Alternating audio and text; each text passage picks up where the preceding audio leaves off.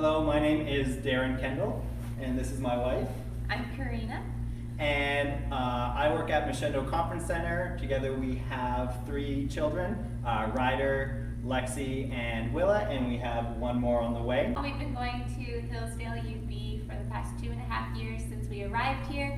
We moved here from Canada at that time, and Darren took a position at Meshendo Conference Center, and I stay at home with our kids. So this week we're talking about God's provision as we look at the Feast of Pentecost. I think when we talk about God's provision, it's easy to chalk things up to to coincidence, but in reality, God's moving mountains on our behalf, and He just does so much behind the scenes that we don't even realize He's working, but He's working so much. An example for us is actually our move to Michigan.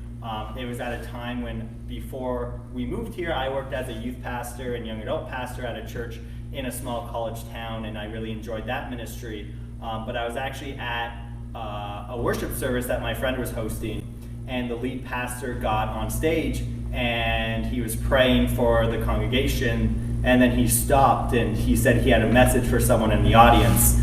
And this was never something that I had experienced before, but he identified me throughout the entire crowd, and then he just started giving me a message from God. Again, this was something I never experienced before, but his words resonated with so much with me and my reality. And again, this guy never knew who I was. He just started talking to me. And ultimately, the message was a message of, okay, Darren, it's time to move on. It's time for what's next. And so what kind of that initiated was, okay, I came home, me and Karina talked about it, and it's time to move on. But the scary thing was, okay, what are we going to move on to? And as both of us prayed and we meditated on the Bible and we just really tried to discern the next steps, it felt like we were being called back into camp ministry, which is actually where we met. And so what happened next was there was a lot of paths forward as I started to interview in different positions. And ultimately, what happened was I was offered the job at Meshendo, which is where we felt most called, but at the same time, that was the hardest route to take. We had all these kind of simpler routes that it would be much easier to jump into those different positions, but we felt strongly that we were being called to Meshendo. But when we looked at, okay, well, there would be so much hoops to jump over, I'm not sure this would be possible. For us, we really had to kind of count on God's provision moving forward. Darren had really a strong feeling that this was the path for us, and I heard about the job and I was super excited and it all seemed really great, but I also had a lot of strong doubts. I didn't think that moving to the US from Canada would be for us. I didn't think that it would necessarily be possible, not just with the visa, but there were so many other obstacles in our way, I felt, that wouldn't make it possible. We just had bought a home, we had 2 small children, we needed health care. There were so many things that I just couldn't see that we would be provided for. And that was where my heart was at the time. I knew God could do it, but I just didn't see that He could do it in my life. So we were able to make a visit to the camp in order to see and have some of my questions answered. So that was really encouraging for me.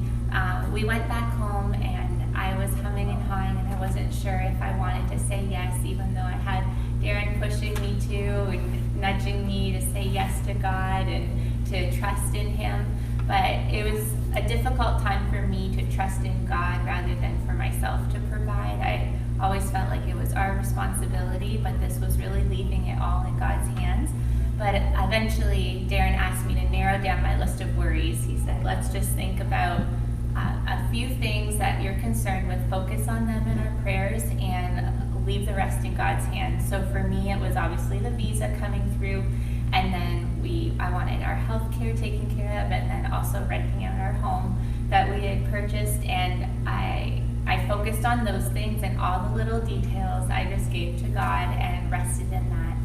And and we had a really long time of waiting for the visa that we weren't necessarily expecting, but it all turned out in God's perfect timing. And of course, looking back, it's easy to see rather that was God's timing and that it worked out really well. We waited 7 months and everything happened so quickly. We got a wonderful family into our home. I had family help me pack up, and Darren was able to start the job. But it didn't seem that way in the time, and each day was a struggle, especially as new challenges arise each day.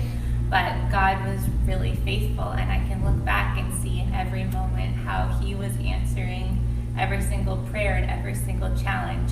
But unfortunately, I was not always the most positive and always thinking that God would come through, but He did, and it's taught me a lot, and I pray that in the future that I will be able to remember those times that God provided, and that He always will, and He is in control and has the best plan. And it may not look like that in the everyday moments, in the stressful days, but He will come through and He will provide.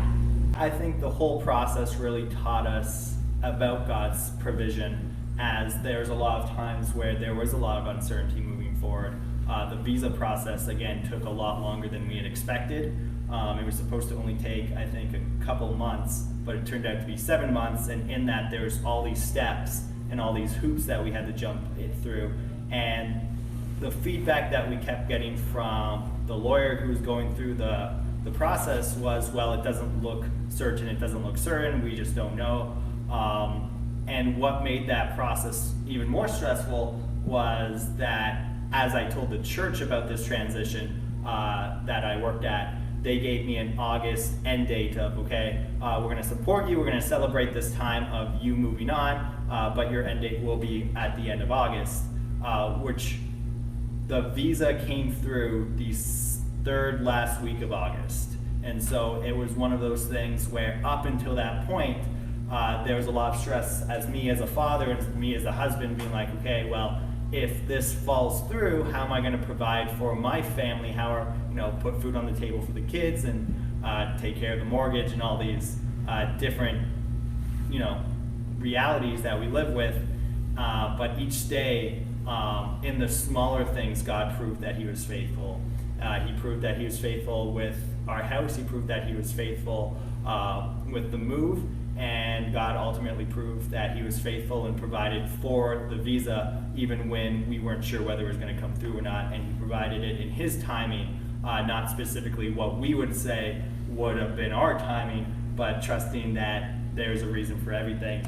And over the past 2 years that we've been here, we continue to see that amazing provision. As we moved here, we were here for a little bit before COVID hit, and then things just got crazy with Mishindo and different tensions of running organization that brings people together during a season of a pandemic.